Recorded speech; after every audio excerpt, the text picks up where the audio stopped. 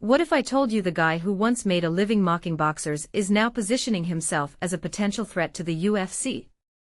Let me tell you, Jake Paul's latest move isn't just another social media stunt, it's a calculated chess game that could shake up combat sports forever. You see, this isn't just about a guy with a YouTube channel and a puncher's chance. It's about a man who's spent years building a brand around defiance, and now he's throwing his hat into the MMA ring with a timeline that's as bold as it is baffling. 2027. Why 2027? Well, maybe he's giving himself time to actually learn how to not get knocked out. But let's be real, this isn't just about training. It's about control, influence, and rewriting the rules of a sport that's been dominated by the same names for decades. Here's the thing, Jake Paul isn't just another celebrity trying to flex in the cage. He's leveraging a merger with PFL that's turning heads in a way that even the UFC might not be ready for. Think about it, when you combine the hype machine of Jake Paul's social media empire with the deep roster of PFL fighters, you're not just creating a new league. You're creating a cultural earthquake. And let's not forget, this isn't his first rodeo. He's already taken on legends like Tyson and Joshua in boxing. But MMA? That's a whole different beast. And honestly, I think that's what makes this so fascinating. He's admitting he's never even trained for it. Imagine that, someone who's spent years dodging punches in a ring now saying, "Hey, I've never actually done MMA training." It's almost like he's playing the underdog card before the fight even starts. But here's where it gets really interesting. Jake's not just talking about fighting. He's talking about changing the landscape. He's saying 1 + 1 is equal to 3 when it comes to merging with PFL, but what if that equation is more about power than just numbers?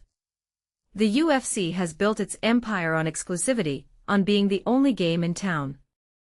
Now here comes a new player with a different playbook, one that's fueled by streaming numbers, global reach, and a willingness to gamble on personalities. And let's be honest, if there's one thing we've learned about Jake Paul, it's that he doesn't play it safe. He's the guy who fights the biggest names, takes the most controversial risks, and somehow keeps getting back up. So why would he stop now? It's not just about the fights. It's about legacy. And if you take a step back and think about it, this is the moment where a meme lord becomes a sports icon, or crashes and burns in the most spectacular way possible. What makes this really interesting is the timing. 2027 feels like a deliberate choice. It gives him time to build hype, to train, to position himself as a new era figure in a sport that's been stuck in the same cycle for years. But it also gives him time to avoid the scrutiny that comes with immediate expectations. Because let's face it, if he walked into the cage tomorrow, the world would be watching, and probably laughing. But by 2027, maybe the narrative will be different. Maybe the fans will be ready. Maybe the media will be less focused on his past and more on his potential.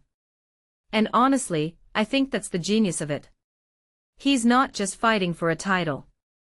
He's fighting for relevance, for respect, and for the chance to prove that the line between internet stardom and athletic greatness is thinner than we think. So here's the bigger question. What happens when a guy who built his career on being unpredictable finally steps into a ring that demands discipline, precision, and a willingness to get wrecked? Will he become the next big thing in combat sports, or will this be the moment where the hype finally meets the reality? Either way, one thing's for sure, the world of MMA is about to get a whole lot more entertaining. And if you ask me, that's exactly what we need right now.